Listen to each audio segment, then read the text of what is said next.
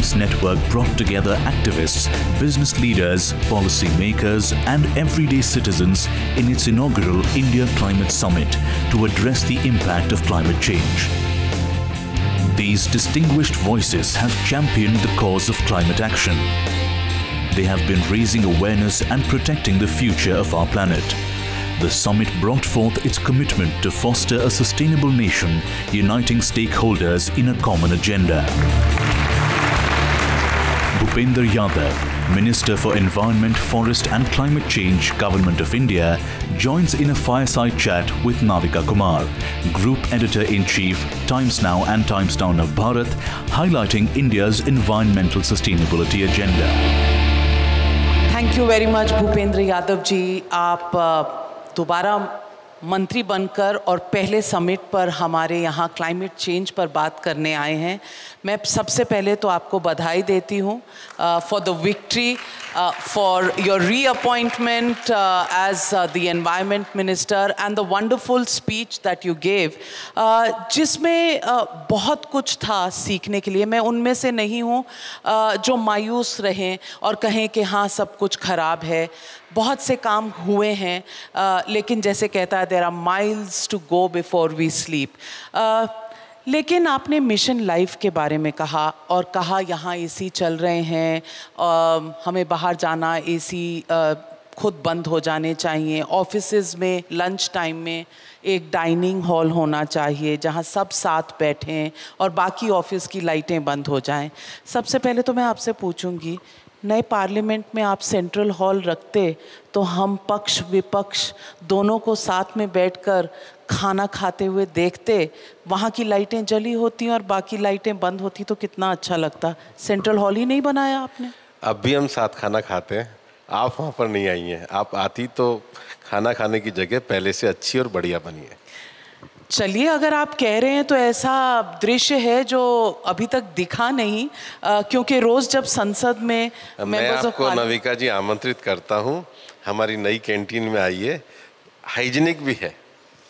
चलिए, let me also ask you, on the day we are meeting for climate change and sustainability summit, we are seeing problems of waterlogging across Delhi. We are in the national capital. There are members of parliament. Ram Gopal Verma जी का एक बड़ा viral video चल रहा है जहां उनके staff के लोग उन्हें उठाकर गाड़ी में बिठा रहे हैं पार्लियामेंट जाने के लिए। और ये हाल है लोधी एस्टेट, जो कहते हैं ना कि लटियंस दिल्ली में है। Why have we come to this stage? देखिए, जो लोकल गवर्नेंस है स्टेट्स की, क्योंकि ये ऐसे मुद्दे हैं जिस पे हमको काम करना है। मैंने दिल्ली सरकार को कहा भी और हमने प्लास्टिक बैन किया भी है। और मैं कितना हम लोगों को बार बार छापे भी कर रहे हैं, लेकिन हम जानते हैं दिल्ली में जिस तरह की इंडस्ट्रियल दुर्घटनाएं लोगों ने देखी हैं, लोगों को छोटी छोटी जगहों पे जो इंडस्ट्री और दिल्ली सरकार वहाँ पे बैठी हुई है, वहीं पर ये छोटी छोटी प्लास्टिक की शीट्स बन रही हैं। कितनी बार हमने उनको, उनके इंडस्ट्री डिपार्टमेंट को भी ये कहा है कि भाई ये सब बंद कराओ।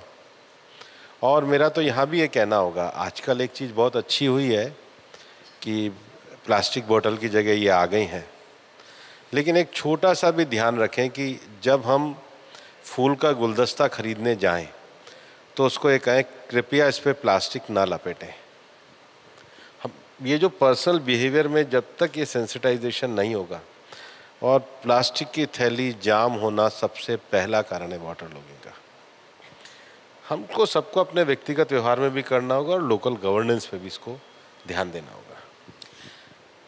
आज जब हम बात कर रहे हैं, we have gone through a very tough summer, temperatures in many parts of the country exceeding 50 degrees. Forests have been cut and we see our hill stations, चाहे आप हिमाचल चले जाएं, चाहे आप उत्तराखंड चले जाएं, पेड़ों को बहुत काटा गया है।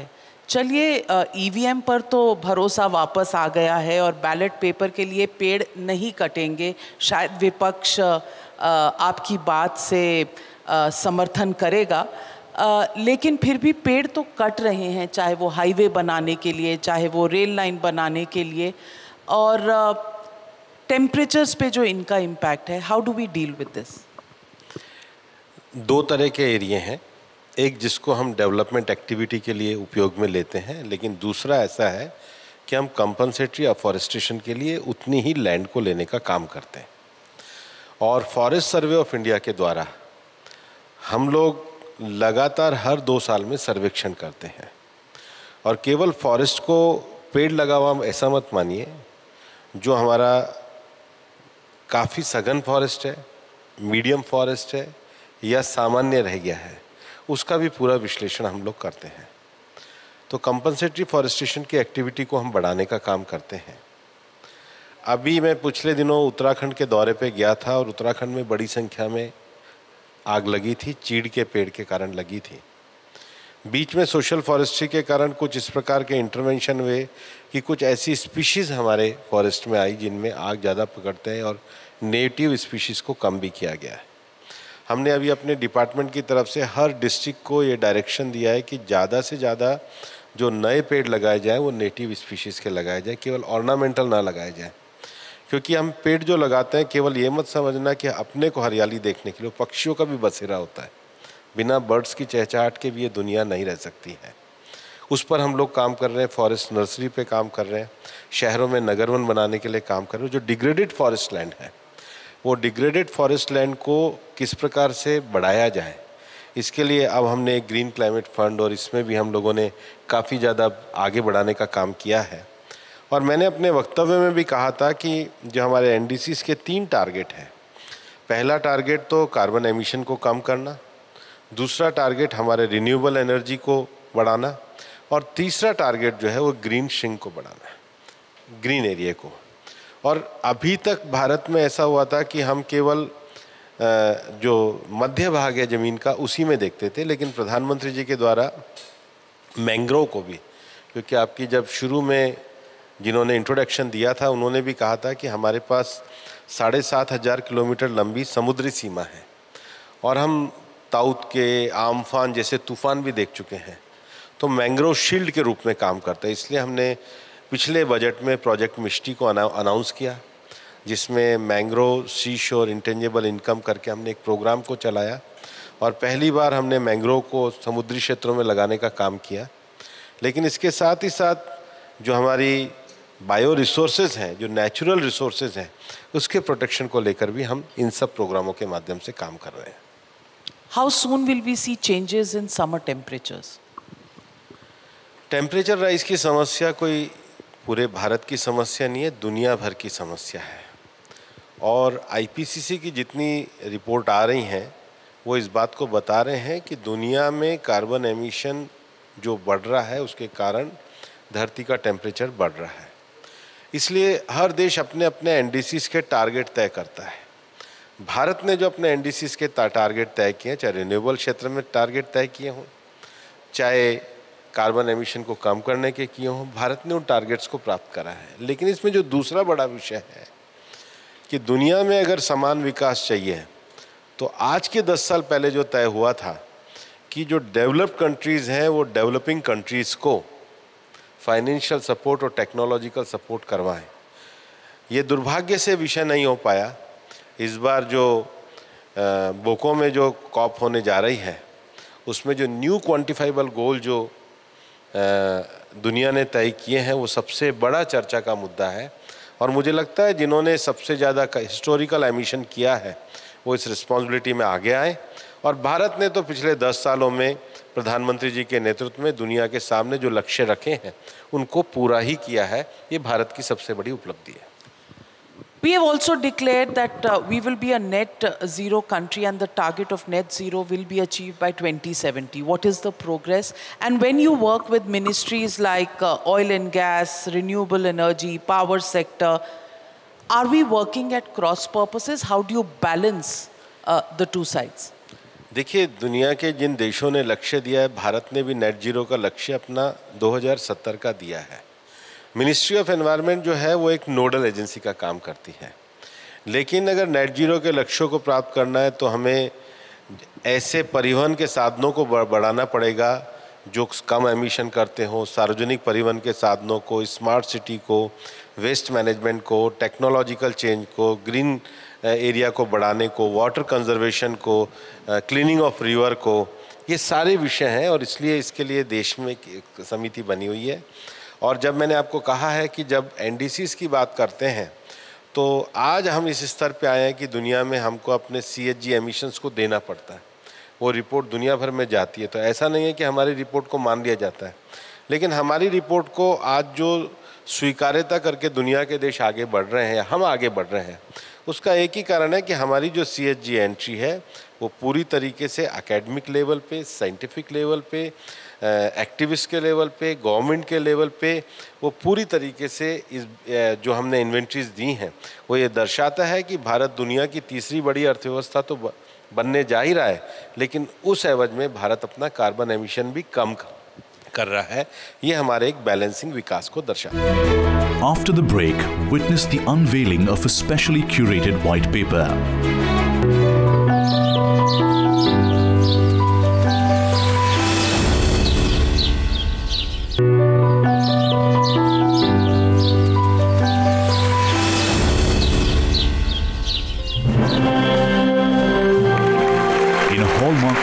At the inaugural India Climate Summit, a specially curated white paper was unveiled.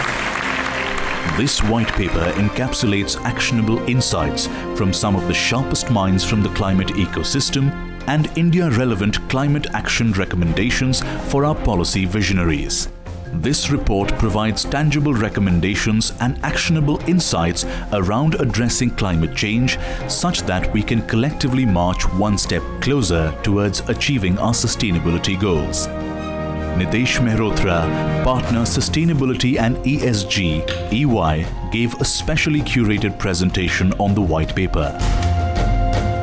So for the last few months, spent a little bit of time getting a team together of economist, right? Someone who's looking from a business perspective, sustainability as a domain, seeing what is the latest science emerging relevant to an Indian context. And third, and I would say the most important, to say that what is data telling us about our journey, about our trade-offs, about our interdependencies so far, so that we can look at it with a little bit of an intelligent mindset as we move ahead. I think that was the whole idea.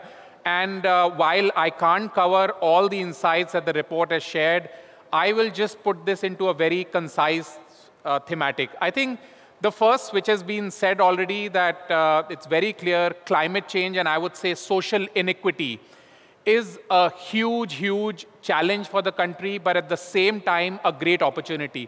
And the reason I say that, I think all of us, and we alluded to that, the reality is, if you were to put things in perspective, 3/4 of the country is still to be built, right? And I think, as our analysis say, right, from $2,500 per capita, which is what India is, right? It's a reality.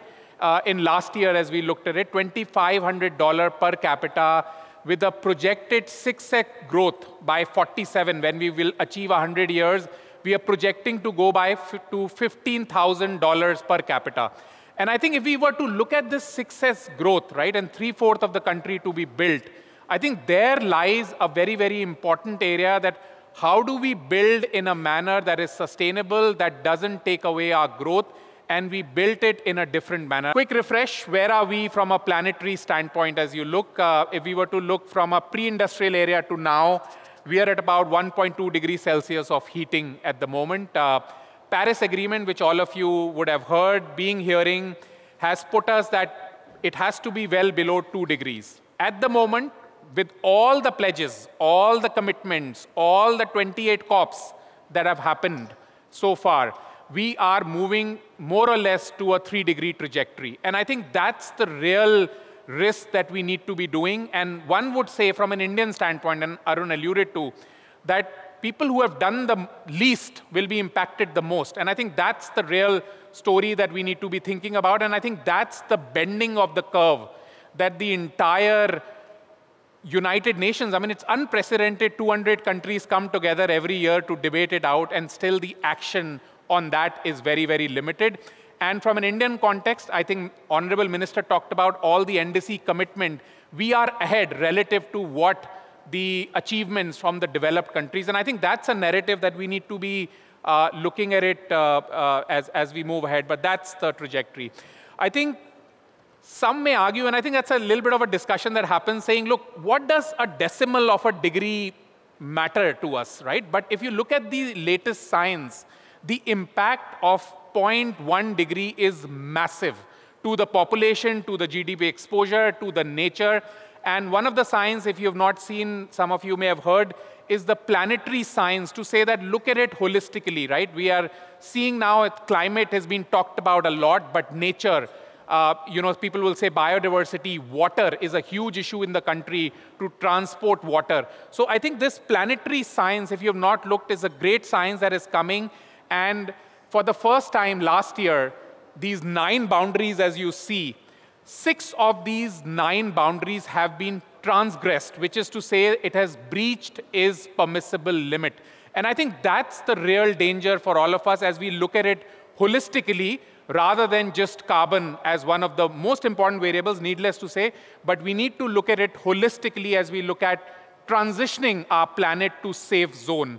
And I think that's a very, very important science, which is giving a lot of credible data to see that what do we need to do as we build our transition pathway relevant for India, which is growth-oriented and achieving our growth ambitions. So that's a little bit of the analysis that we did. I think a lot's been talked about the data. I won't spend here.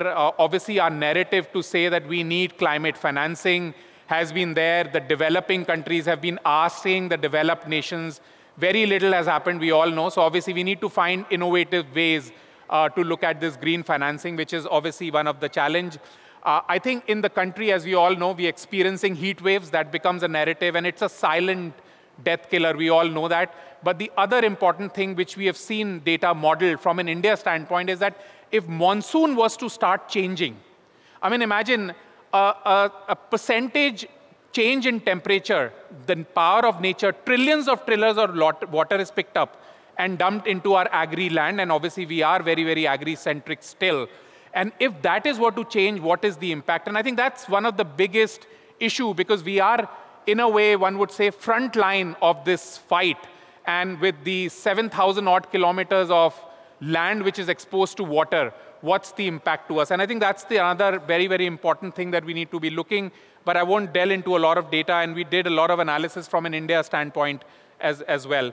I think this is just a little bit of an analysis which I think puts some light in terms of what is the GDP exposure. Because a lot of time, I think, especially to economists, to business, the aspect of climate change, which has been talked about for the last 25, 30 odd years, right, is not new.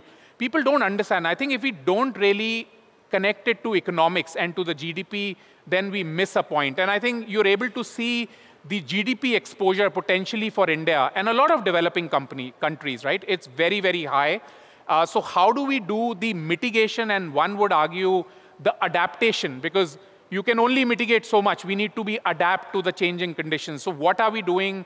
And the cry for adaptation finance is very, very strong. But the exposure that is out there on our population onto our GDP is pretty, pretty high. And we need to find ways to both mitigate and, more importantly, adapt. And I think that's a little bit of an analysis that we have done by sector in the report to talk about what are the actions coming. The end of the day, as I said, I think which is what we're trying to tell every enterprise, I would say, whether it's a city or a state or a country, to say that link it to our financials, because that's the language many people understand, that what is the impact to my balance sheet, top line, cash flows as we move ahead, relative to an India scenario, rather than just look at it from a global standpoint. So I think that's obviously a framework some companies have started to deploy.